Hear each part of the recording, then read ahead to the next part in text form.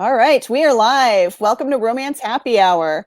I'm here with Dawn Luedecke, and we've got guests Lizabeth Scott and Tawdra Kandle with us tonight. Thanks for joining us. Thank you. Thank you. It's great to be here. Good to be here. I'm coming to you from northern Minnesota, so I'm hoping my internet holds out. At the cabin, I decided to give you guys a different view than the deer head this time, so you can see. I was going to say, behind me. I was waiting because I noticed and I was waiting for the opportunity to be like, Dylan, looks like you're at your cabin again. Did you need to get some writing in? I'm actually doing there's a Chicago Spring Fling writing conference this weekend. And so it was all day today and it's all day tomorrow and Saturday too. And then this is the weekend. There's like 3 virtual writing conferences this weekend. And so I'm attending 2 of them. So I told my husband, do you mind if I go up to the cabin by myself so I can actually, pay attention? But I do have one of my kiddos with me. So she decided to come. But she's quiet. I noticed that when you really need to focus, you're just like, that's where you go. That's your little retreat. Yep. Well, where else is there to go right now, Dawn? Yeah, nowhere. I feel really, really lucky that we actually have this place because it's been nice. The 5 of us have been crammed into our house for the past, as everybody, like the past several months. And so it's nice to have a little place where we can separate a little bit and get a bit of a break from each other. So tell me, Dawn, what have you been working on? I am writing Blue Jeans and Bubble Baths. It's going to be released in the Askew Ever After box set in December. So we got the pre-orders up for that. And then I actually have 3 pre-orders up right now. So I got that one. And then the first book in that series, High Heels and Cowboy Boots, is up for pre-order. And Christina Hovland did the cover for it, and it's beautiful. I love it. It's my new favorite. I showed my husband, and he's like, best cover you've ever had. Like, he's very judgmental, so I'm really feeling proud about that. But and then I have Hope Harbor. It's my women's fiction is on pre-order. I just haven't announced it yet, but yep, that's up for pre-order. So I'm just getting those all ready to go right now. What about you?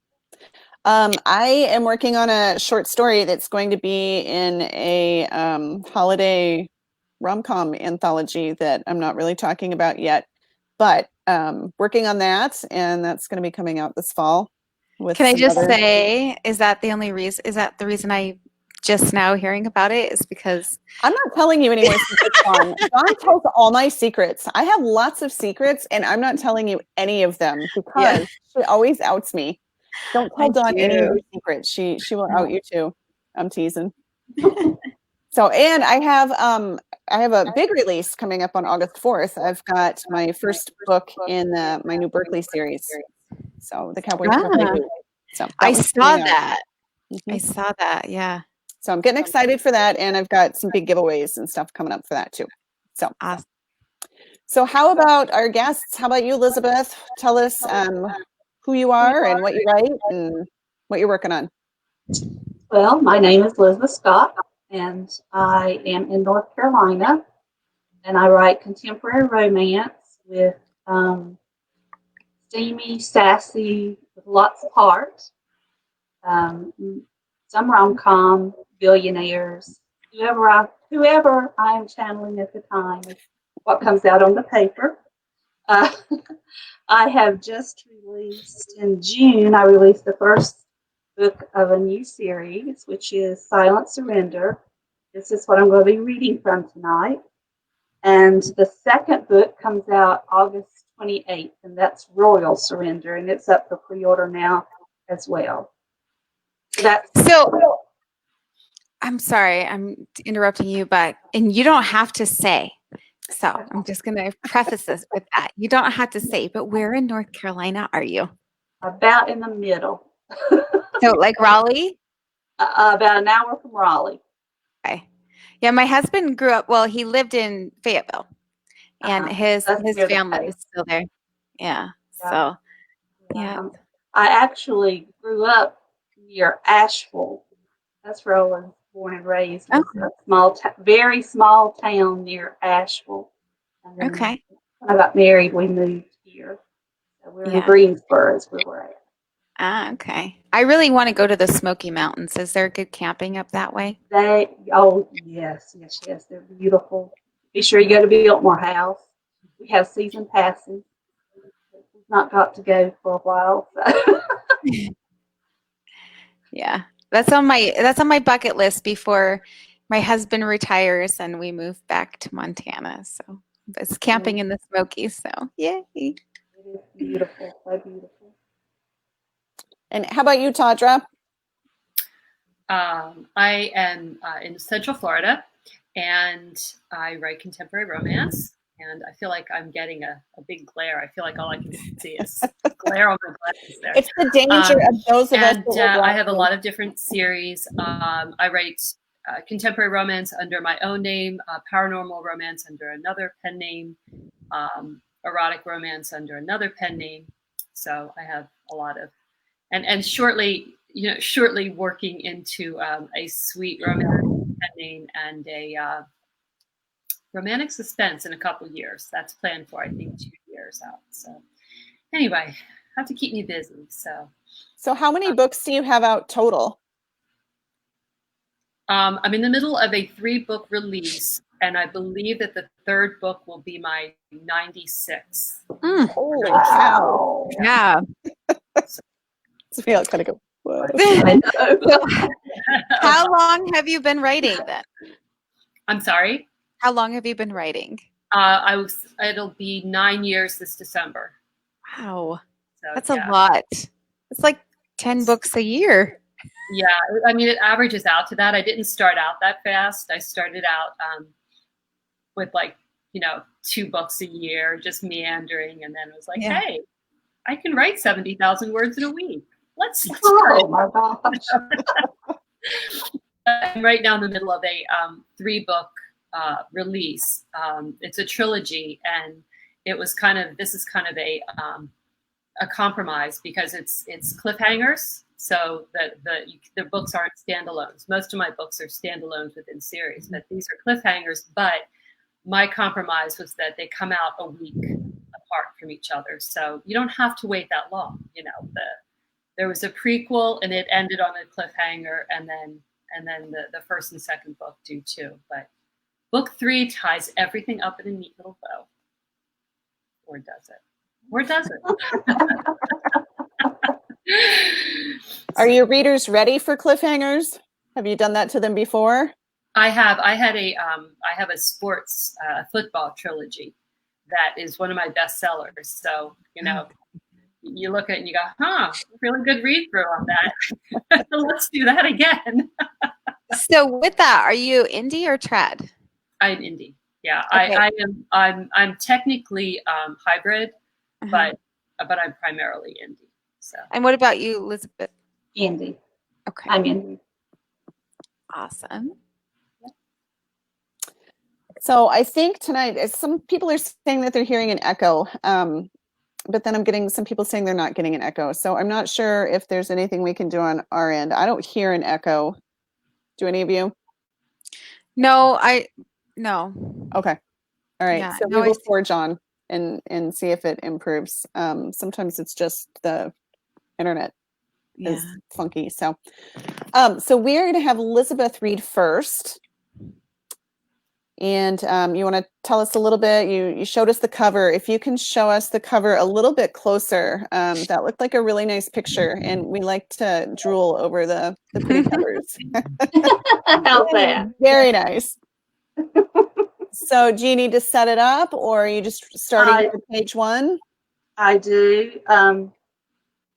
If you don't mind, I have just a couple of things to set up before I start reading. Absolutely. Go ahead. We're going to leave you up here, so we'll leave you to it, and we will be back when you're done. Okie dokie. Sounds good.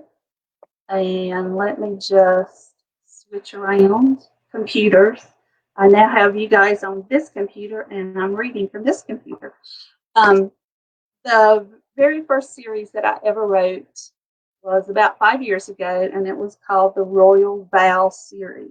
And I never anticipated going back with a second generation series to the Royal Vow series, but my readers had a different opinion. So by popular request, I have started the second generation of the Royal Vow series, which is called Royal Heirs. And the first book, like I said, released June 5th. Next book is August 28th. So the first book is the Crown Prince's youngest, the King's youngest son is the prince that this book is about. So I'm going to read, if you don't mind. I was able to score an interview from the prince, and sometimes I am able to do that, and I always include them in my newsletters around time for release.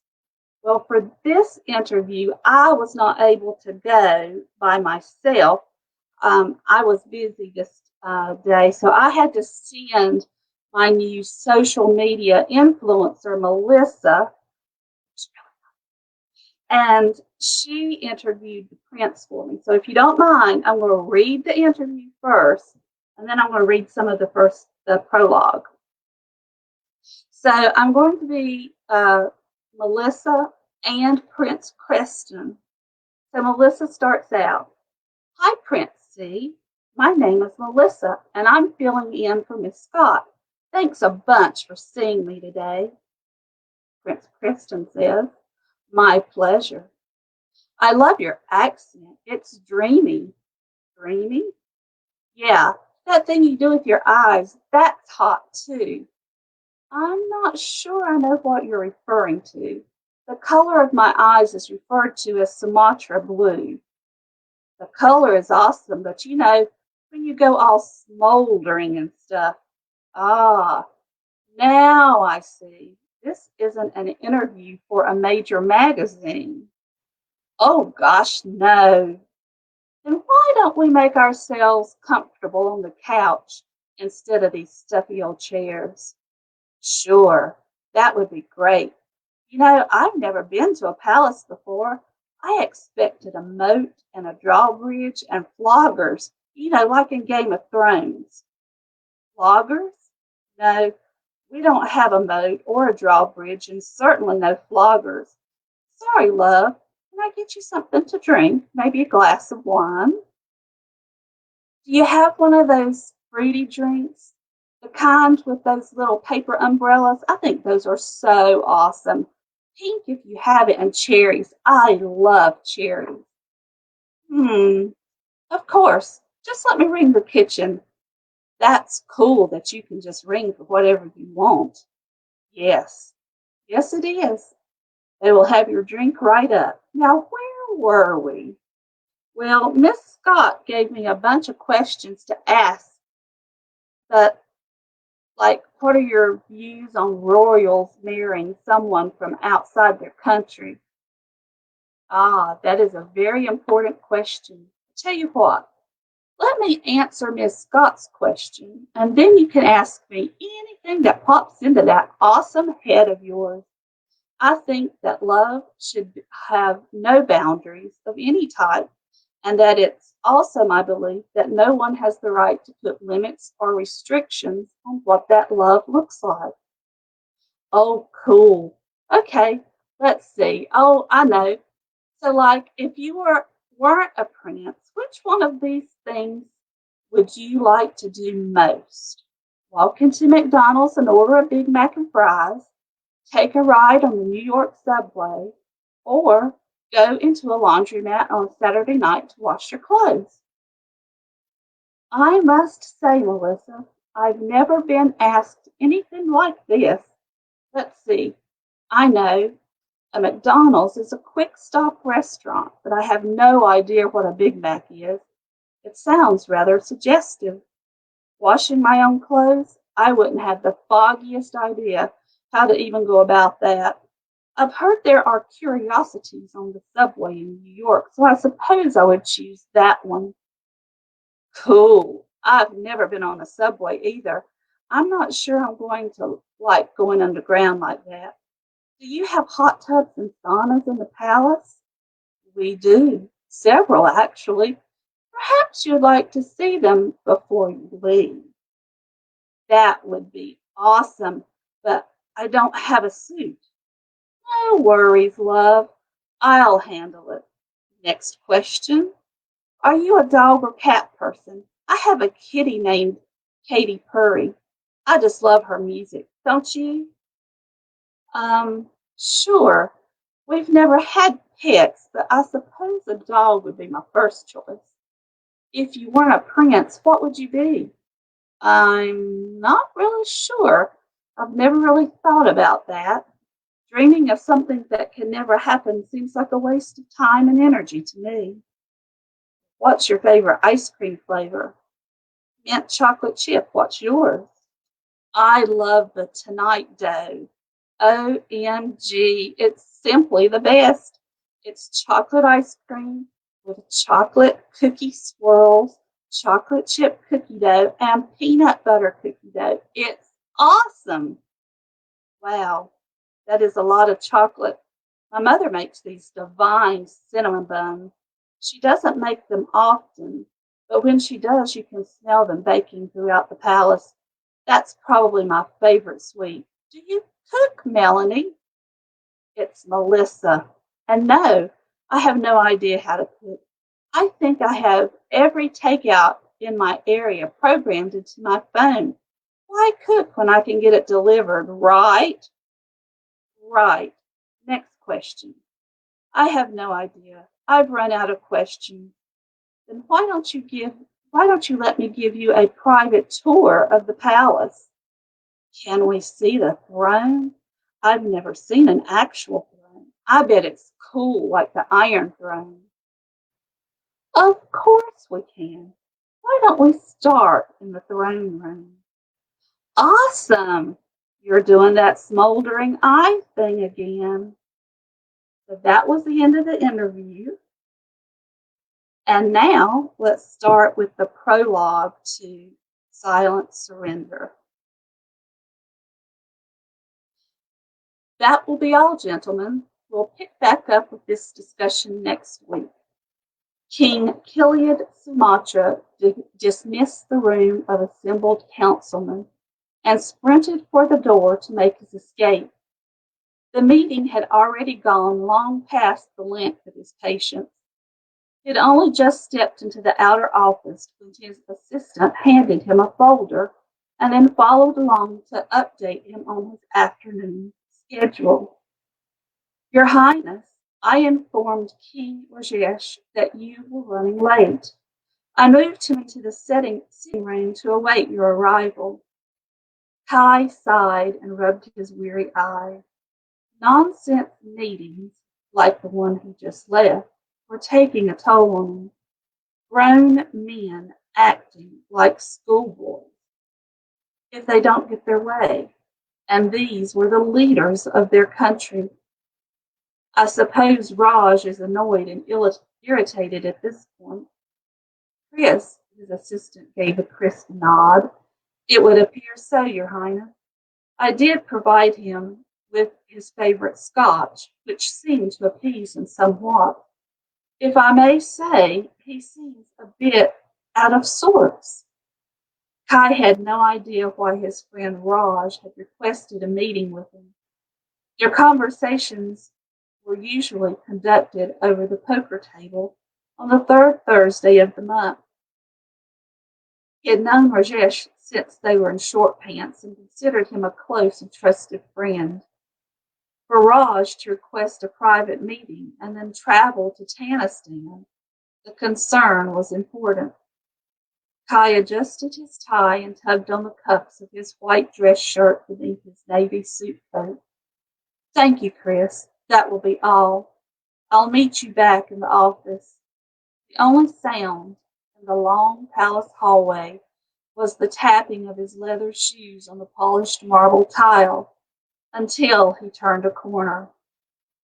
Kai's steps paused at the high-pitched giggle coming from the throne room, followed by a deep, throaty voice he well recognized. His jaw tensed as he tried to rein in his temper. Even before he opened the door, he knew what, or rather who, he'd find. He pushed the door open to see his son's naked hiney sitting on his throne with an equally naked blonde on his throne, not even counting to 10, as his wife had taught him to do, did any good in calming his wrath. Preston Sumatra, Kai bellowed. His son had the audacity to pull his lips into a smirk, while the young lady straddling him shrieked and tried to cover her nudity by jumping up and running behind the massive chair. Kai averted his eyes, but not before catching the wickedly cocky glint in his son's eyes. Preston took his time righting himself by pulling on his slacks, while the young woman floundered. Son, you know you always see to a lady's needs first, Kai reminded him, and tipped his head toward the female's clothes scattered about the floor. Preston chuckled. I was trying, Father, before you interrupted. Kai wanted to laugh at the imp's audacity, but instead his brow rose as he pierced his wayward son with a glare. Feeling his father's ire, Preston bent down and handed the woman her dress and knickers, which she quickly pulled on. Crossing his arms, Kai waited impatiently. Preston was too handsome for his own good and reminded him entirely too much of himself. On the throne, Preston? Really? Preston shrugged without an ounce of remorse. You know how it is, Father. Jennifer. Melissa, the angered woman beside his son corrected with a scowl. Preston gave the woman an apologetic smile, and she literally melted under its power. Melissa was on the palace tour when I happened to walk by. Preston's eyes went to the woman's chest. I couldn't help but notice her luscious, his eyes flashed upward with a smug grin, blonde hair. We got to chatting, and I offered to show her the thrones. She thinks they're awesome. He ended with a sly wink to his father. Incorrigible, Kai mumbled, shaking his head, because really, Kai had no one to blame but himself.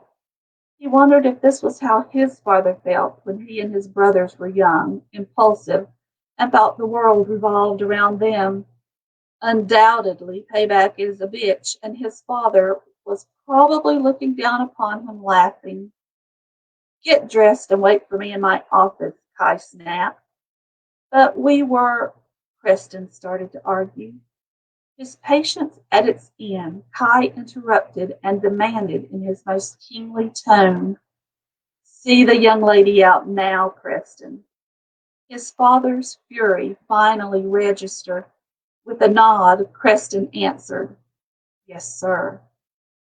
Without a backward glance, Kai left his son to clean up his mess and continued on to his meeting with Raj. But his mind was still on his son. His twin sons always surprised him.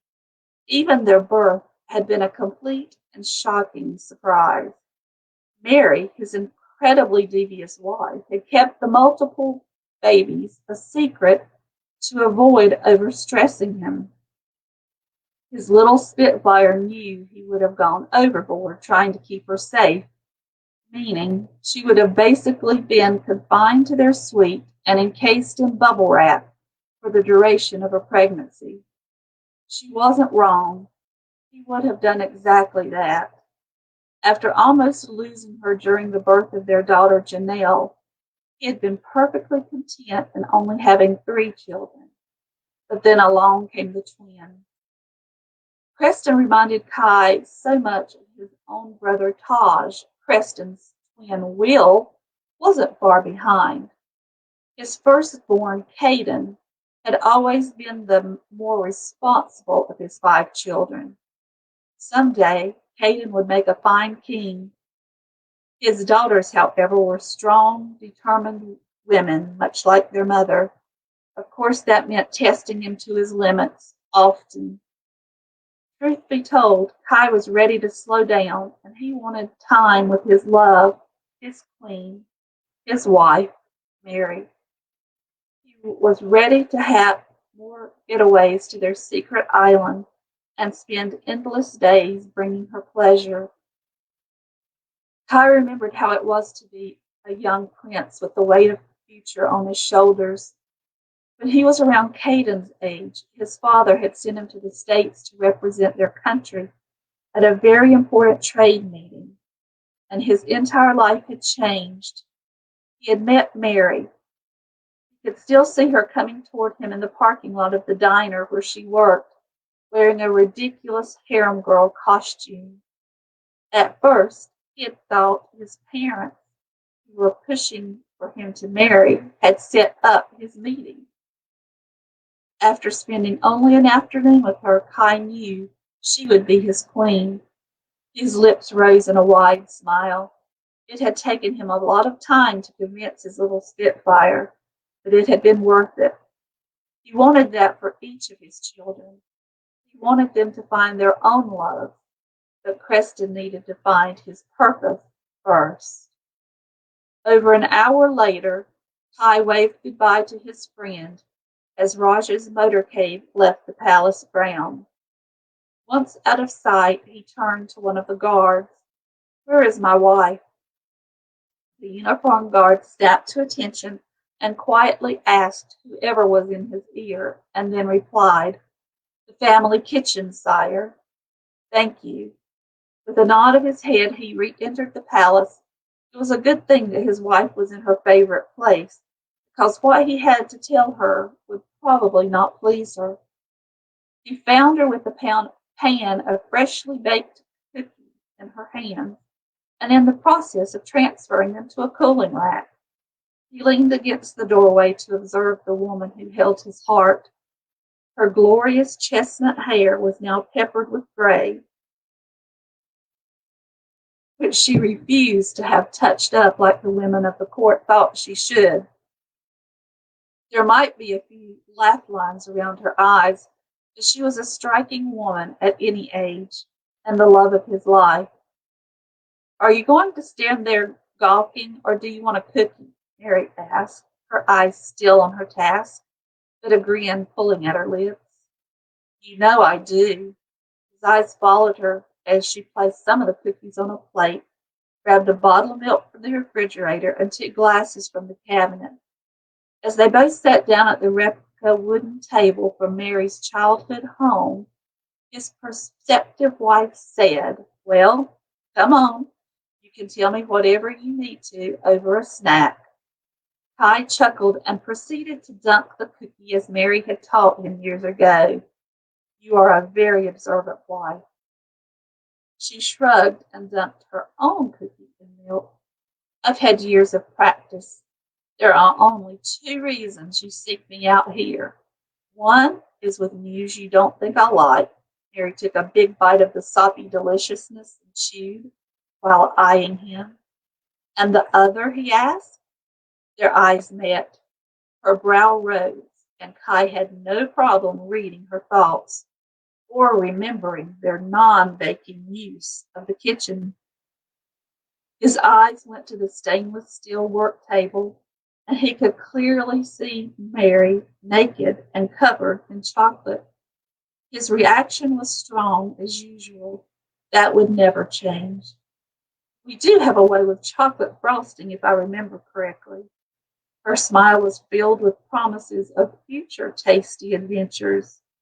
"You know quite well we do. We have a child to prove it. Now what must you tell me that you think I won't approve of?" He sighed and laid his cookie on the table. "I had a visit from Rajesh." Mary paused as her eyes met his. "How are Raj and Kailash? We haven't seen them in quite some time. Maybe I can invite them over for dinner next weekend." Kai nodded and continued. That would be a good thing. I believe Kailash is in need of a friend at the moment.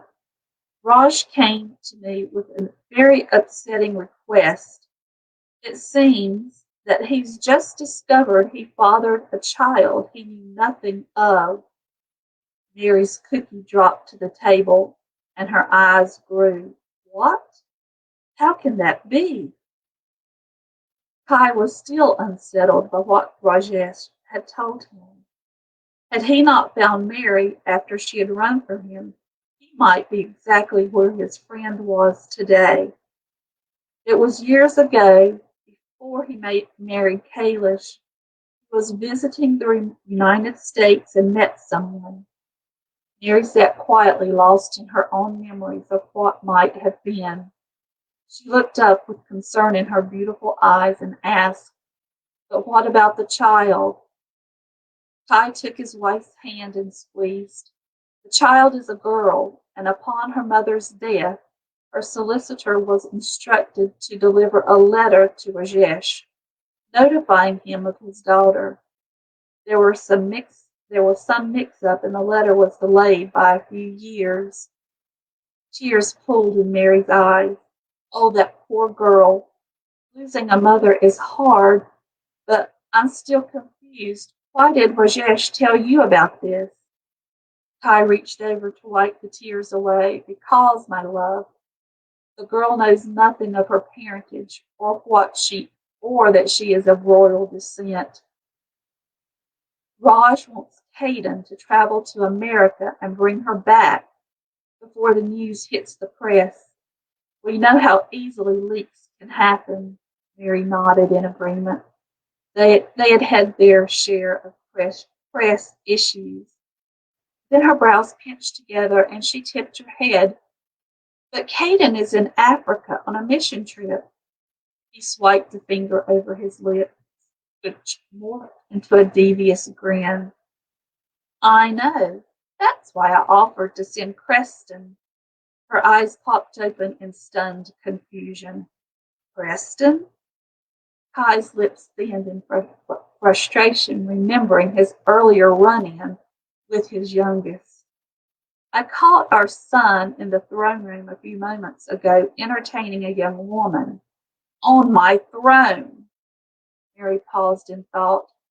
He saw the moment she understood exactly what had been going on. Do you mean? She asked, and then hid a grin behind her hand. With another devious grin, he nodded. Yes, I do. My love, Preston needs a mission of his own. He doesn't see his worth in our family, and he takes life entirely too lackadaisical. Kai saw the sorrow enter his wife's eyes. Their children were scattered in all directions these days. This would be the first time a Sumatra heir wasn't in residence at the palace. She missed their babies, even though they were grown and had lives of their own. You're right. Sending Preston would be the motivation he needs. Maybe he'll find a purpose. But what if the girl doesn't want to come? I mean, what is Preston supposed to do if she refuses? Kidnap her? Mary chuckled, but then sobered when Kai didn't. No, Kai. Kai shrugged. I promised Raj that our son would bring his daughter home by any means possible. Then he handed his wife a copy of the letter Raj had received. Get the tissues ready. My dearest Rajesh, I ask for your forgiveness. I have done a very bad thing, but for all the right reasons. Once you meet your daughter, you will understand why I did what I did. I knew that she would eventually come to you, but I wanted to give her time to grow into the strong woman she is today. In order to stand in your world with confidence and overcome whatever obstacles she may face as your daughter. I can see your handsome face now as you glare at this letter, but you will understand and you will agree that I was right to leave you and keep your child's secret. As hard as it as hard as it will be to admit, my love, you will know in your heart I was right, and that will be the hardest guilt to come to terms with. Please know I never doubted that you would love and accept our daughter, a perfect daughter that was created from our love. Alicia needed me, and she needed a place to grow into the incredible woman she is today. That is what gave me strength to leave the only man I will ever love in order to protect our daughter. Raj, I leave this world with peace in my heart, knowing you will keep our daughter safe and that you will assure her happiness at all costs, even if it means letting her go. Be forewarned, she has your stubbornness, and I only wish I could see the two of you butt heads, which I am sure will happen often. Thank you, Raj, for giving me the most precious gift of all, our daughter. With all my everlasting love, Aline. And that's the end of the prologue. It's so good. Oh my gosh. Woo. And I'm we're all sorry I back. took up more time than I was supposed to. I told you I wasn't You're finished. okay.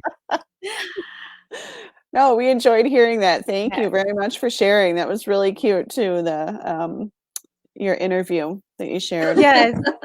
Yay. Well, I'm so glad you enjoyed it. Well, and There we are- got Tawdra back because while you were reading, we had some exciting stuff happening in the Yeah. background. Oh, gosh. Yeah. We lost Tawdra completely, and she made it back on her phone, and so, yes, so it all works out. Everything happens for a reason, right? Yeah. It's all good. It's just a good thing you went first, is all. Exactly. Exactly. I know it seems like no matter how hard we try, technology gets the better of us in one way or another. So, well, thank you for sharing very much. That was a lot of fun. And so that's the first book. That is the first book of the second generation Royal Heirs. Yep. The first series, the Royal Vow series, which was started out with Kai's book. Kai's book was the very first one I ever wrote. They are my special couple and will probably always be. But the Royal Vow series is in Kindle Unlimited. Okay. And it's also in 2 box sets right now in Kindle Unlimited. All right. Great. So there was lots of little Easter eggs sprinkled throughout the entire series that if you've read that, you'll get those. We do have a couple questions, but Dylan, should we let Tawdra read first and then do it at the end? Sure. Yeah, that's fine. I was going to say, do you want to do a question and then we can have Tawdra read, or if we want to have Tawdra read first? Since we have her, let's let Tawdra read in case we lose her. Is there some rain somewhere? I Oh, hear I something. think it's Tawdra. There you go. You moved your phone in it quick. there's Yeah, you know what? I can hear it. I'm trying to get it. I was trying to fix it so it would like be stable, so I don't make anybody seasick while I'm reading. Is that better? Is the sound okay? Yeah, that's fine. that's better. Although we can't hear you super well. It sounds like Okay, someone's let me eating see. chips. Yeah, no, Before I don't know. it sounded like hail before. I'm hearing all kinds of static Do you have every headphones? time. I do, and I have them right here, but I don't have the. I need the dongle to connect them. Got it. I do not have it with me. It's in the other room. So if you guys, do you guys want to take a question and I can Sure. hook it up? Yep. And see if that would help? Sure. We'll do that. Okay. Why don't you do that? Okay, so The show always goes on. Deanna says, "What is your favorite part about writing?" You're talking to me. Sure. Yes. My favorite part of writing, I suppose, is the process of where I'm developing the book or the series, and I get to meet the people for the first time because I'm a pantser, So I don't, I try my best to outline because it seems like a really good thing to do, but I just cannot make myself follow anything. My characters lead my stories, so if they want to go out in left field, then I let them. And so I suppose that's Yeah. the favorite part is getting to meet them and getting to know them. Mhm. Right. And let's do this second one. How do you think being a writer has helped you as a person? Ooh. Exactly. I would never, ever have done anything like this before. Before I started writing books, I'm a very shy, introverted person, and stepping out and doing things like this is so not me. But it is Elizabeth Scott. So Well, I yeah. gotta say, you were super cute the whole time. I even texted that to Dylan. I'm like, oh my God, I Did love I her. make silly faces? Did I make silly? No, Because you did perfect. It I was even do. great. I do that loved it. when I watch a TV show. I do the same thing, and my kids and my husband make fun of me because it's just like I'm helping them. No, I I do that literally when I'm texted Dylan. writing. When I'm writing and someone's smiling, I'll make faces to kind of try to describe what my expression looks like. And so I can't write with people because they would think that I have some weird tics or something. Okay, so with that, have you ever cried while you were writing? Have you ever written a yes. scene where you Yes. cried? Oh Yeah? yes. Okay. So I want to know what Yeah. scene for all of you, even Dylan, what scene have you cried at? Oh, there's this one. I'm not going to say, but there's several in this one that made me tear up. But there's also I laughed too so many times. So What about you, Dylan? I think, well, I can't remember exactly what scene. I will say, though, that I tend to cry when the book is over just out of joy and relief. So, when I finally cross the finish line and I'm like, yes. So, How about you, Tawdra? And it's way better, by the way. Oh, good. I'm glad. yes. Yeah, the actually the third book of this trilogy that's releasing now, there was one scene, and it actually was it was between two friends, and that I was like, crying during it. So it was it was tough. So How about you, Dawn? Well, one time I only cried one time in Big Sky Brazen because I had to kill off somebody that would have been the perfect hero, and he had to die in a stampede, and I was very sad about it. So that's why. Yeah. But All shall right. we hear? Yes, let's let Tawdra read so we make sure that we don't run out of time. Do you Okay. have a setup that you need to do, or are you? Oh, it I wasn't. That have a was not a very dig at you, Elizabeth. It was that was not a dig at you. She totally went like this. She's like, no, that was not a dig at you. no. We've had technical difficulties. So, is there a setup or Yes. anything, or? It's a very brief setup, and I'm actually going to read two different shorter sections from the same book. So, and I'm going to flip the phone around real fast. I don't think I can actually flip the camera, so I'm going to flip the phone so people can see the cover. All right, Okay. ready? So Yeah. hold on. There, can you see it? Yes. You know what, though? I'm going to make visible? us There. come out so people can see it bigger. So Okay. we will be All back right. when you're Yeah. done. Okay. Okay. So that let's see. Hopefully that is visible. There it is. Okay, so I'm going to try to hold the phone steady while I'm reading. Informed Consent is a medical, is the first book in my medical romance trilogy, and it's set in Central Florida, south, quite a bit south from where I am, between here and say the west south coast of Florida, or the southwest coast even.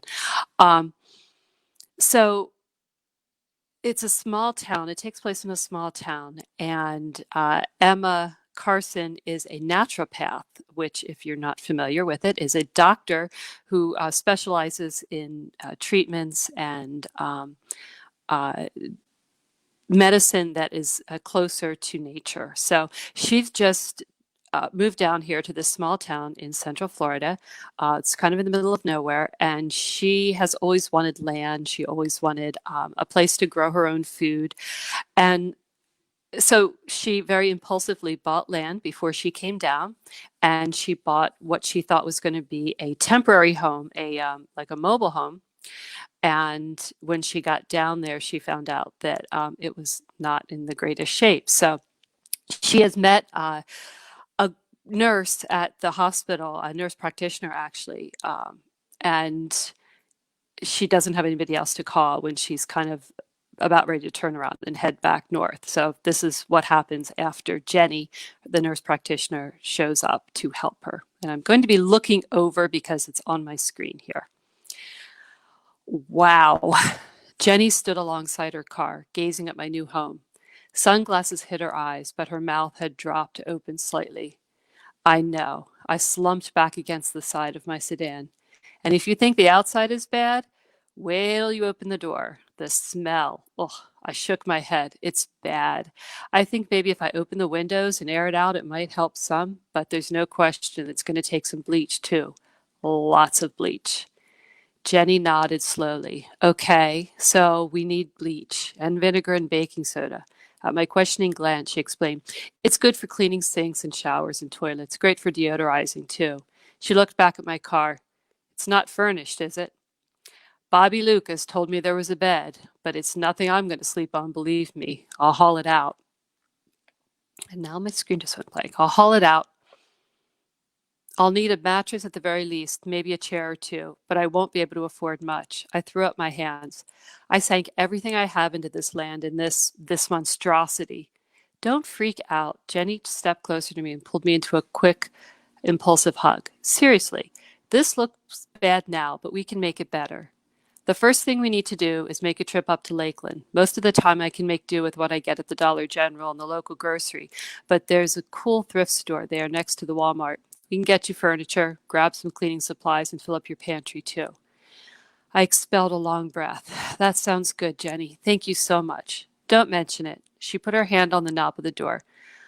I should probably take a look in here before we go, just so we both know the space you need to fill. Oh, and we should take some measurements too. If you're sure, I wrinkled my nose, and if you have a strong stomach. Honey, I'm a nurse. My stomach is like iron. Still, I noticed she inhaled deeply before stepping inside too. See what I mean? I spoke through my hands, which were over my face. It's bad, isn't it? Yeah, it's not exactly garden fresh. She reached for one of the windows. Let's crank these babies open before we go. Let it air out while we're away. It won't hurt. Might help. Between the two of us, we managed to open all the jalousie windows and measure the bedroom and sitting area. I was standing by the door when Jenny paused next to the toilet. With a trepidatious glance at me, she lifted the lid and then winced and dropped it back into place. What do you know about composting toilets, Emma? I shrugged. Nothing. Why? Is it kind of a flushing mechanism? Not exactly. She pointed to the door. Let's talk outside. We both went out, stepping from the door to the rusty metal step to the safety of the ground. Jenny bent down and peered under the trailer. Look, she pointed, and I leaned to see what she was showing me. See that bucket? Yeah, I squinted. Is that because of the leak or something? No, sweetie. She patted my arm. That's a composting toilet. It means that there's no system for flushing it or anything like that. It's not connected to a waste tank. Didn't you wonder about the water hookup? The electric? I blinked at her. And then as understanding rolled over me, like a wave on the beach, I shook my head. I never even thought about it. Well, you're not going to have any water coming through that faucet or the shower. And whatever you do on that toilet, it ends up in the bucket underneath it, and then you have to dump it. She paused. Also, it's going to be dark at night, and I'm not sure how you're going to cook on the stove unless she held up a finger and darted around to the other side of the trailer. Okay, yeah, it's got a hookup for propane, so at least you can use the oven and the stove if we get a tank. But the fridge is a no-go until you have electric run out here. Do you think I can do that? I was beginning to feel utterly despondent. I'd been such a naive idiot, coming down here with all these grandiose ideas of living on the land, not even stopping to think that the land wasn't going to have naturally occurring electric, water, and gas outlets, not to mention a sewage hookup for my toilet. Jenny lifted one shoulder. You'll have to talk to someone in town about that, I guess. She bit the side of her lip and fiddled with the hem of her shirt. Emma, this is going to sound creepy maybe, but here's the thing. I live in an amazing rental just outside town. I sublet it from a friend who moved for work. It's got 3 bedrooms, 4 baths, a gorgeous pool, and I'm there all by myself. If you want to stay with me for a while until you figure all this out, you're welcome. I'd love to have you. I thought about it for a few minutes. It would be so easy to say yes to Jenny. She seemed like a nice person, and God knew I could use a friend. Turning back to the wreck that was this disgusting trailer and the idea that it seemed so much more appealing from the perspective of Philadelphia was tempting. I could live in a house with water, a flushing toilet, lights, and a pool. I could contribute to Jenny's rent and still save up to eventually build something small for myself here. But on the other hand, saying yes to Jenny felt like saying no to the part of me that had been so excited to finally strike out on my own. It felt like giving up. And while I had a lot of faults, I didn't count cowardice as one of them. Living here wasn't going to be easy, but I had an odd feeling that in the long run, it would be good for me. It would be one of those growing experiences I had heard about so often. The truth was that I'd made my decision impulsively, and not living with the consequences felt like a cop-out. I wasn't going to be that woman, not anymore. Okay, second one. I'm hoping you'll tell me if I'm running out of time here. Okay, so this is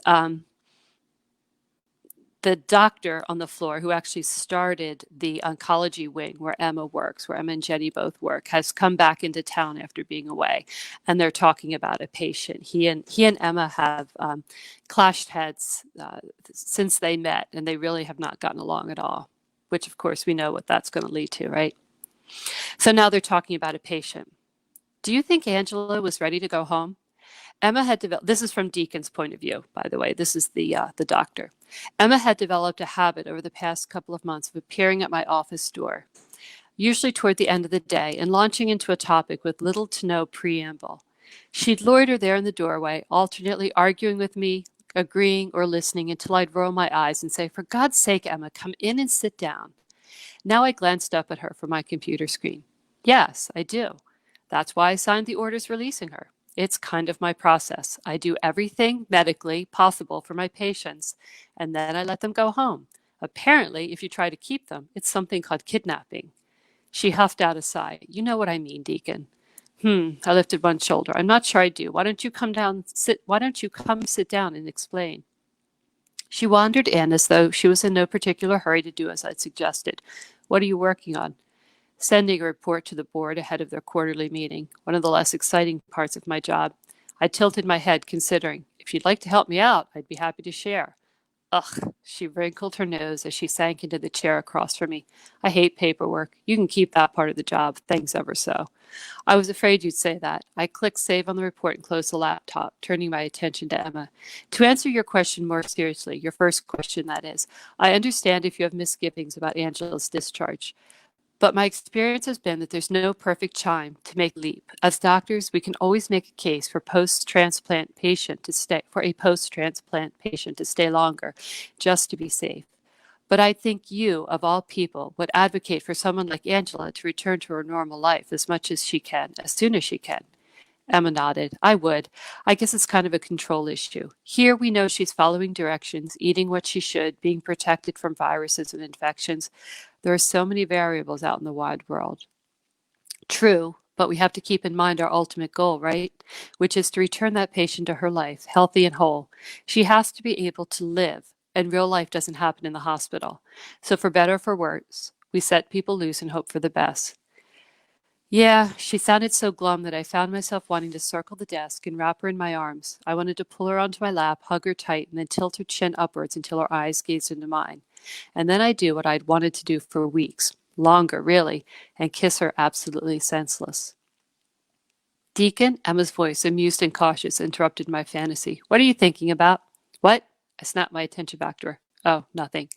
Really? She quirked an eyebrow. Didn't seem like nothing. You looked almost predatory. I snorted. You've got a vivid imagination, Emma. I know it's usually a good thing, but don't let it run away. Still, she was so perceptive that I needed to be more careful. Or maybe I should just say the hell with it and give in to what had been tempting me for so long. Oh, but letting it run away with me is so much more fun. She rested her elbow on the edge of my desk and leaned her chin into her hand. Don't you ever do that, Deacon? Just surrender to your impulses? Staring at her, I slowly shook my head. No, I don't. I'm careful and intentional, and I never have fun or laugh or do anything remotely impulsive. Haven't you known me long enough to realize that? Emma's eyes crinkled as she laughed. That's your charm right there, Deacon. You are serious as sin and sober, blinders on work most of the time.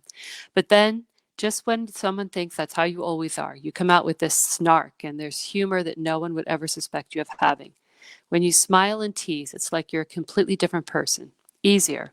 More fun? I inquired, leaning back in my chair. Was that what you were trying to say? If that's what I meant, I would have said it. Emma cocked her head saucily. I'm direct like that. She paused. But yes, now that you say it, snarky Deacon is fun. I'm not sure I'd say more fun. Her forehead drew together. Or maybe what I'm trying to say is that I like both Deacons. Serious, focused, intent Dr. Deacon Gerard, and fun, laid-back Deacon too. And I'm going to stop there because I think that we're running short on time. So That was awesome. Thank okay. I'm sorry to leave it kind of in the middle there, but I was afraid that that you You were know trying what though? When you leave the viewers in the middle, then if they're super curious and have to find out what's going to happen next, they know where to There find you it. go. There you go. True, true, true. No, I could totally picture walking into that situation and having not thought of electrical or water or a toilet. Yeah, yeah, yeah, Like, yeah. oh, It was inspired by a similar but not exact experience that my daughter's living in a okay. trailer very much like that right now. She's a farm manager, and Mhm. so yeah. It was more my reaction when I went to go see Right. her. I was like, "Really? This is where you live?" Off the grid. Yeah. Well, yeah. Emma's big thing with this is that there's no real bathroom because it's Mhm. just a toilet and a shower, and then there's no doors. And so when she talks to the guy, she says to him, by definition, a bathroom has doors, So anyway, No, that was great. Thank you. thank you for letting me read. Dawn, you have no sound. Why I've been talking and nobody's been There you talking go. to me. Your mouth was moving, and all of a sudden I realized you're trying to say something. So I'm like, why are they talking over me? No, that's okay to talk over me. No, okay. I was totally gonna say, because I was gonna ask you, do you have medical background? I do not actually. Whoa. I say in the acknowledgement of these books that I was the person who was the least medical, and unfortunately, both of my parents had blood cancer, so I was thrown into the deep end and had to learn a lot. Yeah. Had to learn how to, do IVs and all those fun things to Uh, help take care of them. So, yeah. So I've been putting that knowledge to use now. yeah. Yeah. Then we did have some couple questions here. Let me look them up, and because now I was gonna say I might have to read this particular book later on in my life because my daughter's name is Emma. So I don't know. Do you have like love scenes in it? In this one, is this spicy? Yeah, I'm Yeah. probably gonna have to read this Yeah. book later. Yeah. Otherwise, I'll be picturing my daughter. No. All right. So Debbie wants to know, where do you get your info or ideas for your books? Is that for everybody? for both of you, we'll just have Yeah, both of you both of answer. you. So Tawdra, if you want to go first.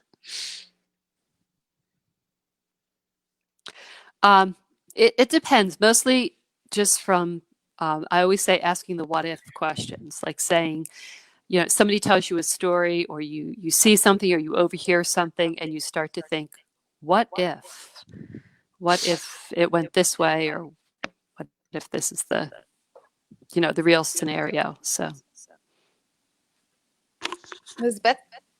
I agree. It comes, um, my books come from anything that it can come from a television commercial, or I can dream it.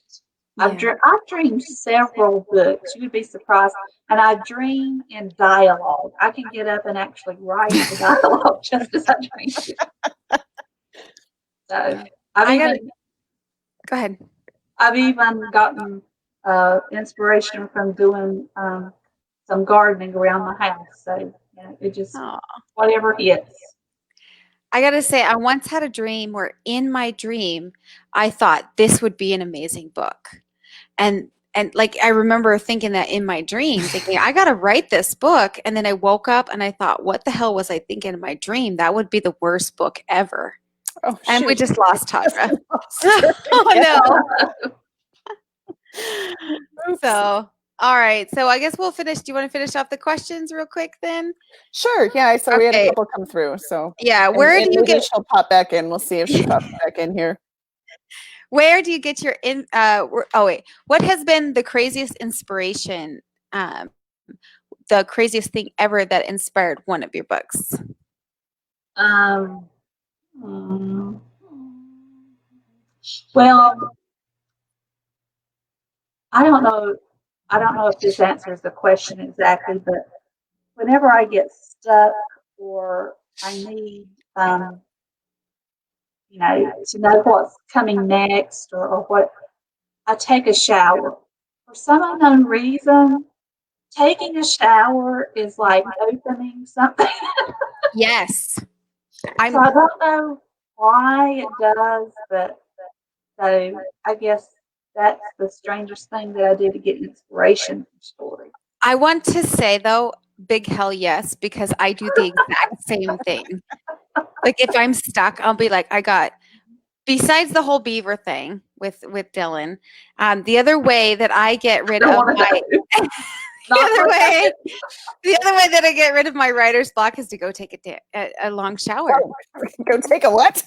A shower. Okay. I thought you said something else. I said da. I was going to say damn shower, but I tried not to cuss, but now you made me cuss, Dylann. I'm sorry. Tawdra's here. Welcome back. Tawdra, you win the award for the most persistent guest that we've ever had. I mean, you have just been battling a lot tonight. I'm so sorry. This has been such a hassle for you. No. I said I was prepared for everything but technology. It's crazy. But internet is apparently back up, but the phone died now. So that's okay. That's okay. We love technology. I love technology until it fails us, which never, inevitably always happens when you need it the most. So. Yeah. Well, we got one last question. What is your favorite book? Ooh. Favorite book of all time? Sure. Yeah, there was no qualifying. There was none. That was it. Just what is your favorite book? That somebody else wrote, right? You can be yourself. Why don't you answer it both ways? What's your favorite book that you've written, and what's your favorite book by someone else? My favorite book that I've written is my third book in my football trilogy, because it was another one that really, really made me cry. There was a death. And my favorite book of all time is actually a historical romance. It's very old. It's hard to get. It's called Celia Garth.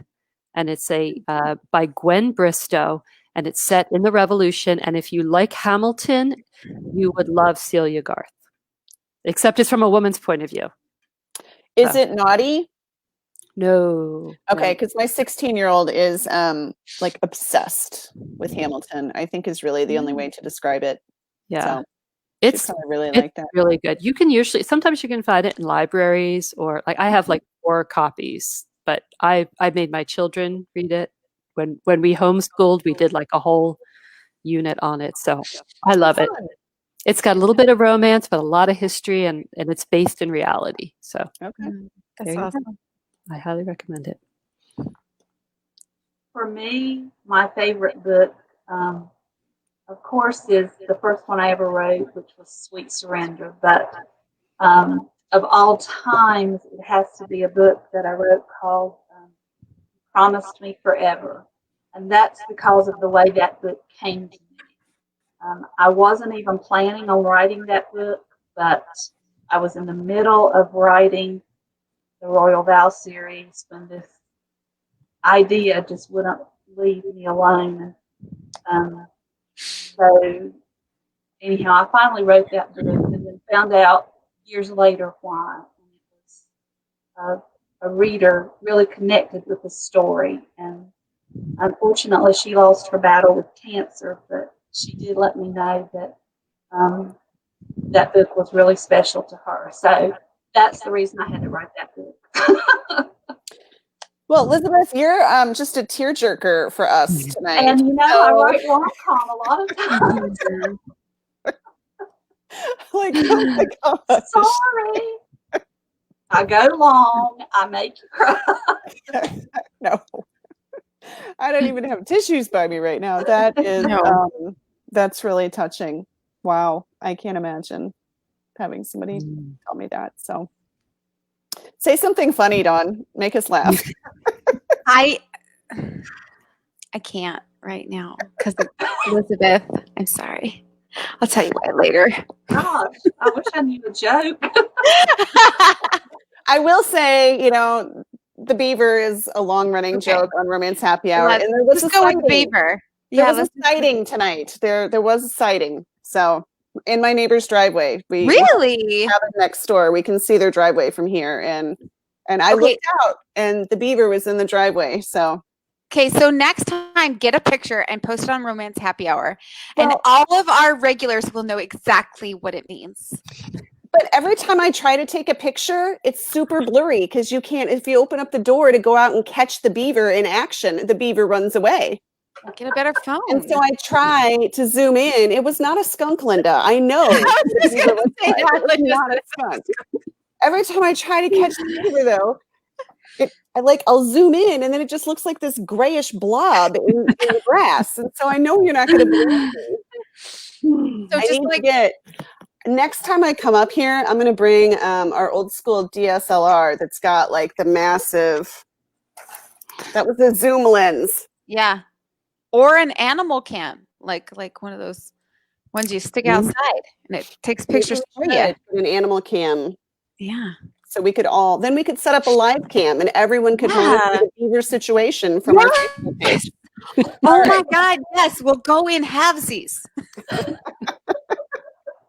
I'll look on Facebook Marketplace and see what I can come up with. Okay. So, All right. On that note, were there any other questions? I'm sorry. We had to lighten the mood after Lizabeth. No. Yeah. So was that it? Yeah, that was Okay. it. All right. Well, thank you. It's been another super exciting, unpredictable episode of Romance Happy Hour, as usual. We do have goodies up for grabs from both Tawdra and Lizabeth on the Romance Happy Hour page, and we'll leave those open until Sunday night. So go ahead and check that out. They're both giving away some really cool prizes. So anything else from you, Dawn? Not for me. Oh, yes, I do. I found this at Walmart, Dylan. You're going to have to go get one, and we're going to have to do an episode wearing this. It is a red wine anti-aging hologram mask. I'm not going to go on camera wearing a Oh my mask. God, why not?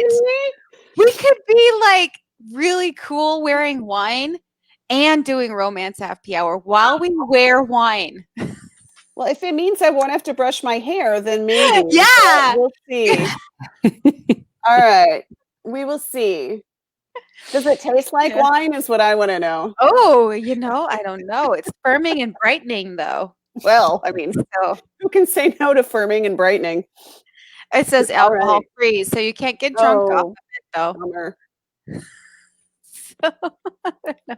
If it's alcohol free, how is it wine? Oh my goodness. All right. Well, thank you very much for joining us. Thank you to Tawdra and Lizabeth. Yes, And gosh, I think this is going to be one of our, I don't know. It's been a good time. So it has, yes. it's been a good time. All right. We will see you in the second week. I think we have a break in between. We do have Romance Happy Hour Book Club next Thursday. Yes. With Yep. Janice Dixon and Rockstar Secrets. So if you're not in the Facebook group, we have a special Romance Happy Hour Book Club group, and we're going to be talking to Janice. So hope to see you then. And if you can't make it then we'll see you on the second Thursday in August. Mhm. All right. Thank Bye. you. Thank Good night, you. everybody.